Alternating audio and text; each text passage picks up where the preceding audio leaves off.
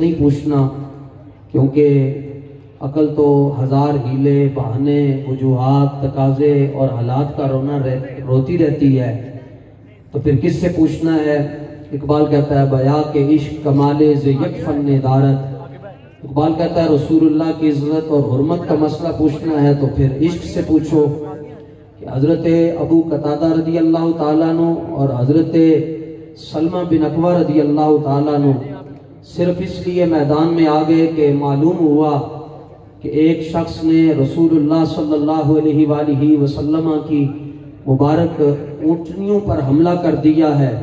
तो हजरत सलमा बिन अकवा रदी अल्लाह ताला अन्हु ने आकर वहाँ तीरों की बारिश कर दी और हजरत अबू कतादा सवार होकर आए और इमामुल अंबिया सल्लल्लाहु ताला अलैहि वसल्लम को जब हजरत अबू कतादा ने अर्ज़ की हुजूर हम आपकी सारी मुबारक ऊँटनियाँ खैर आफियत के साथ वापस लेकर आ रहे हैं। हुजूर ने आपको देख कर कहा कि अफलाह वजहो कि अबू कतादा अल्लाह तुम्हारा चेहरा बाबरकत बनाए, अल्लाह तुम्हारे चेहरे की हिफाजत फरमाए। ये जुमला रसूलुल्लाह ने किसी नमाजी के लिए नहीं कहा, किसी हाजी के लिए नहीं कहा, सदकात और खैरात देने वालों के लिए नहीं कहा, उनके लिए कहा जो रसूलुल्लाह की ऊँटनियों के तहफ़्फ़ुज़ के लिए फजर की नमाज के वक़्त मदीना तैयबा से गाबा की तरफ रवाना हुए, जो हुजूर की ऊँटनियों के तहफ़्फ़ुज़ के लिए घर बार छोड़कर मैदान में निकलता है। हुजूर उसको ये दुआ देते हैं कि अल्लाह तुम्हारा चेहरा पर नूर करे। तो तमाम आइम्मा सीयर ने लिखा है कि जिस वक़्त हजरत अबू कतादा दुनिया से गए तो आपकी उम्र 70 साल थी, लेकिन ऐसे लगता था जिस तरह 15 साल का नौजवान दुनिया से जा रहा होता है। तो आप अंदाजा करें कि जब हजरत गाजी इल्मुद्दीन शहीद जो हुजूर की इज्जत पर और हुजूर की हुर्मत पर पहरा देकर रसूलुल्लाह की बारगाह में गए होंगे, तो आलम यह था कि हजरत कायद आज़म मोहम्मद अली जना जब आपका मुकदमा लड़ने के लिए लाहौर आए, सेशन कोर्ट के अंदर पेशी थी, तो आपने कहा कि मुझे एक मर्तबा इल्मुद्दीन से मिलने दिया जाए। मुलाकात हुई तो इश्क की अपनी बातें हैं, अकल के अपने मामलात हैं। तो हजरत कायद आज़म ने कहा इल्मुद्दीन सेशन कोर्ट के अंदर जज के सामने आपने ये कहना है कि राजपाल को मैंने कत्ल किया, लेकिन बस एक जुमला मेरी मर्जी का कह दे तो मैं आपका हाथ पकड़कर आपको बाहर ले आऊंगा। आपकी रिहाई कन्फर्म है, आपकी जमानत कन्फर्म है और आपकी बेल कन्फर्म है। ये आपने कहना है कि मैं ही मारे हैं, लेकिन बस इतना कह देना कि जज साहब जिदू मैं मारे है उदू में होश नहीं सा।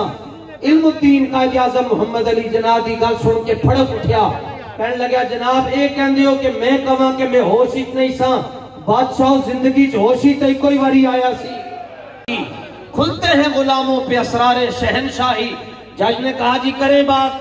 आपने जनाब 302 के दफा 302 है आप पर, आपने एक इंसान को कत्ल कर दिया। हजरत इल्मुद्दीन फिर बोल उठे, आप फरमाने लगे जज साहब मैं इंसान को नहीं मारिया, मैं तो शैतान को मारिया वे। तो जज अपनी कुर्सी दो तो फुड़क के कहने लगा आप किस तरह की बातें कर रहे हैं, आपको पता नहीं है तौहीन अदालत है और ये किसी सूरत बर्दाश्त नहीं की जाएगी। तो इल्मुद्दीन भी आगे से वजद में आकर कहने लगे कि जज साहब जे तुहाडे कोलो तौहीन अदालत नहीं बर्दाश्त होंदी ते साडे कोलो तौहीन रिसालत भी नहीं बर्दाश्त हो सकती ना जनाब। यही तेरा माज़ी यही तेरा मुक़द्दर। और फिर तारीख ने देखा कि जब आपका जनाजा इसी मुकाम पर हुआ, 5.5 मील पर आपका जनाजा था, 2 लाख लाहौर की आबादी, 6 लाख आपके जनाजे के शुरका, 4 लाख बंदा किधरों आ गया। एदा जवाब तुहानू कोई फलसफी नहीं देगा, तुहानू एदा जवाब कोई शायर ते अदीब नहीं देगा। इसका जवाब वो ही देंगे जिन्होंने व्हील चेयर पर बैठकर गाजियों का तहफ़्फ़ुज़ किया और उनकी इज्जत का मुकदमा लड़ा। आबादी होवे 2 लाख, जनाजे होवे 6 लाख बंदा। ते बाबा जी ने फरमाया तुहानू पता नहीं मालिक तगड़े होवन काट नहीं लगन देते। और फिर जनाजा सैयद दीदार अली शाह साहब ने पढ़ाया।